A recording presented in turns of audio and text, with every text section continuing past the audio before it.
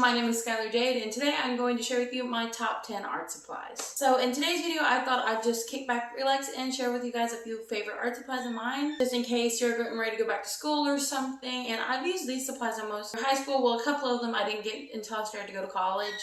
And I'm sorry if you can hear my puppy crying in the background. He's laying down for a nap right now, but he's kind of mad about it. He's crying a little bit because he's grouchy. So I hope you guys can find some kind of use with them. I have them written in my little planner here, so let's see. Let's go ahead and talk about the first one. Our first one is a kneaded eraser. Now, I didn't start using one of these until my sophomore year of high school, and let me tell you something, I didn't know what I was missing. If kneaded erasers, like, it doesn't matter if you do watercolors, just markers, or anything, or even realism sketch, like anything. Kneaded erasers can do so much. Like if you're doing watercolors, you know how you have to erase the sketches slightly, but you still want to see it. Regular erasers will usually just erase it too much.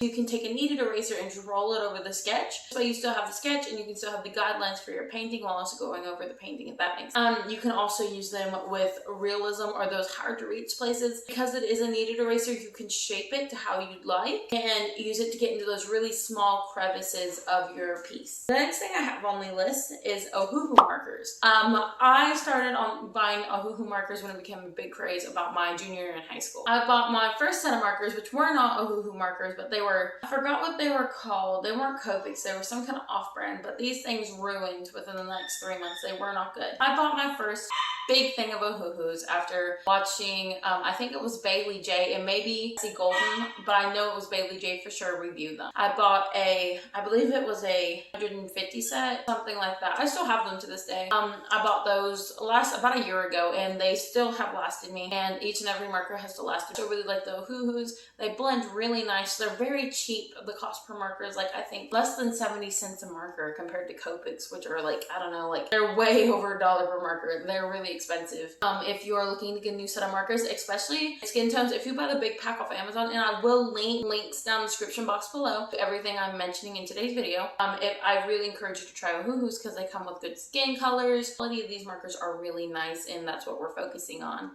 I love how the colors blend together, and I've also got a video. I'll also link the description box below of me testing and reviewing my Ohuhu markers. It's here on my channel. Go check it out. I thought it was a cool video. Next on our list, and I have my little, I'm just looking down because I have my little notebook down here, is lead pencils. It's so basic, but not everybody thinks of this. So my sophomore year in high school, I thought I would do better art, better sketches if I bought this really cool pencil off. I thought I had to have awesome pencils that had like different types of graphites, and you do if you want to do different kinds of art or like different kinds of like realism. Like you need different kinds of depths of the like, different shades of graphite and such. But I'm talking basic sketches and everything. Like I would basic sketch with this pencil and everything, and you can do some cool stuff with that, but never underestimate the power of a cheap thing of lead pencils. Lead pencils are awesome. You can go and get a whole crap ton of them from Walmart for like $4 versus paying $4 for one pencil that you're probably gonna lose while you're in high school or even in college or in your everyday life. I set things down all the time and I never know where they are. You're probably going to lose it. So unless you're really good at keeping up with things, I would rather go with the lead pencils because I can carry those all over the place and I'll have like a whole stockpile of them. And plus, I mean, they still shade good and they still work good. Now, if you're doing an actual piece and not a sketch, you could still get away with using a lead pencil probably. But you probably would want some more graphite, like more like HB, hardness, whatever pencils to go with that. The next thing I'm talking about I actually did from, I think it was Cassie Golden, who tested all the different jelly rolled white highlighter pens and whatnot. So everybody is always buying the jelly roll, whatever white pens right here, the jelly roll pens, and I actually don't like them for good reason. When you lay them down and then you go to layer them, even after they dry, they scratch up, they just don't stay. And even when you go to layer it with other mediums, sometimes it just doesn't stick very well. And sometimes it doesn't give you a good white base.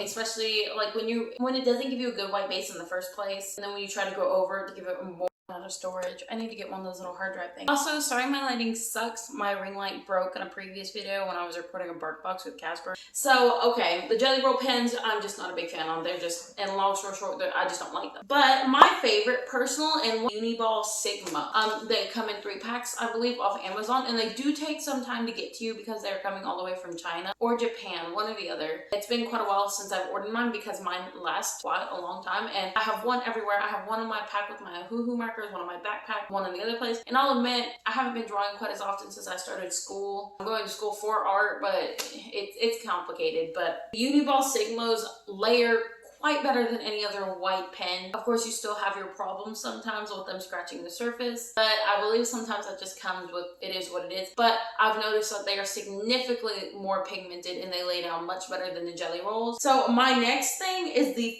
Faber-Castell Eraser pencil. I did not start using this until my freshman year of college, and I like them.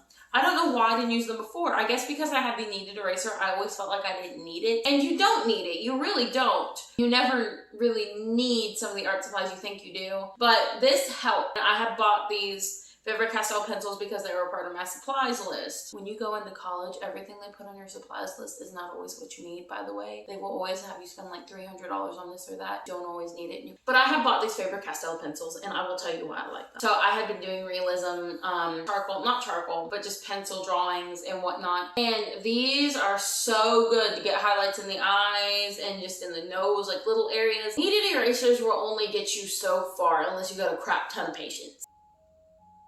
Oh, an ambulance. Or I don't know what that is.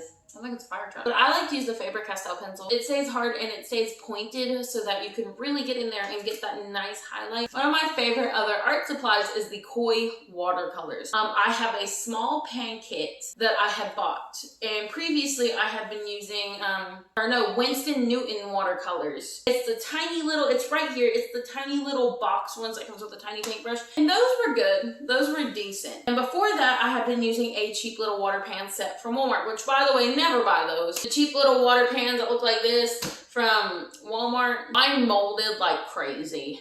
Where they're so cheap and where they're pumped full of synthetics and everything, just don't last, and the watercolors will turn moldy and unhealthy. But that's besides the point. The Winston Newton ones were good. They were decent. They were student quality. But then my fiance had hyped me up to buy the Koi watercolors. I took them home and I painted with them. And let me tell you something.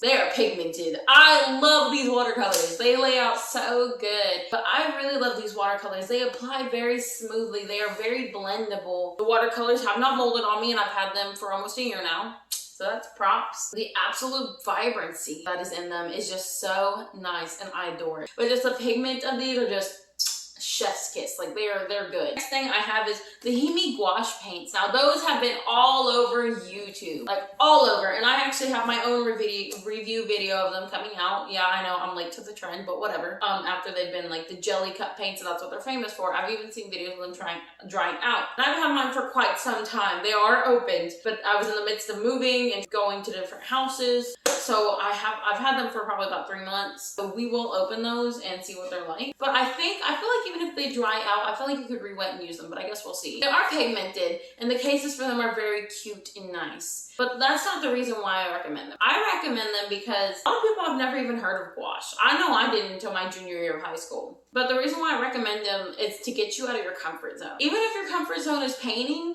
if you try a new subject of painting, like gouache paints, because they are a mix between watercolors and acrylics, they're that nice in between, and they're very rich in pigmency. Broadening your experiences with different kind of subject, like different kind of mediums, will help you grow as an artist. Let's see, my next thing is kind of stupid, but I have a favorite eraser. It's called the Moo Eraser, and I actually have it right here. It is the Moo Eraser, and it is by Nyanako Studios. It's a professional eraser called Moo, and it comes in this little blue package. And this thing reeks. It smells like you're cracking open a fresh can of paint, like wall paint. Like, it reeks. I love it because it doesn't give like those little stringies all the time, and it erases very well. It just feels nice to use, and it doesn't leave a bunch of stuff all over your paper, and it doesn't smear it like those god-awful pink-ended caps on pencils back in the day that you could literally, I don't know, break somebody's finger with. They were so hard. Like, why? Oh, and while we take a little break right here, have you guys heard about my online shop? I sell all kinds of cute crochet things and everything.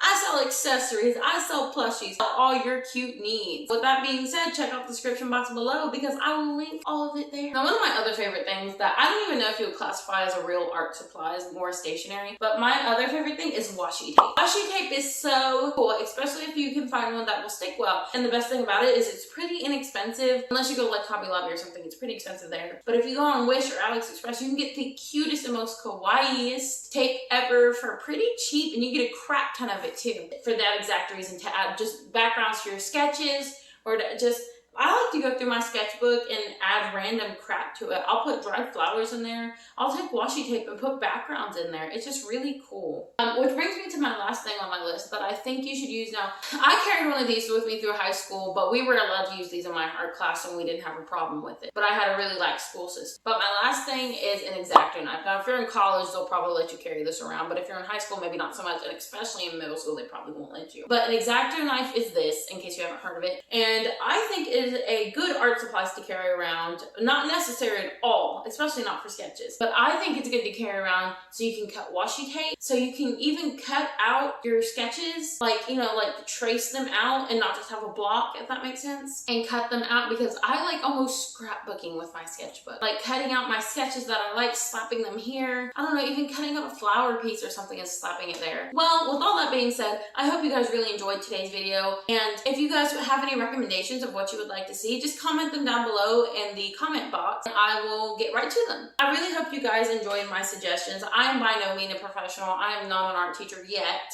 I hope you guys really enjoyed today's video. Don't forget to leave a like, subscribe, and check out the description box below if you would like to purchase any of the supplies mentioned in today's video. With that being said, I'll see you guys next week. Bye-bye!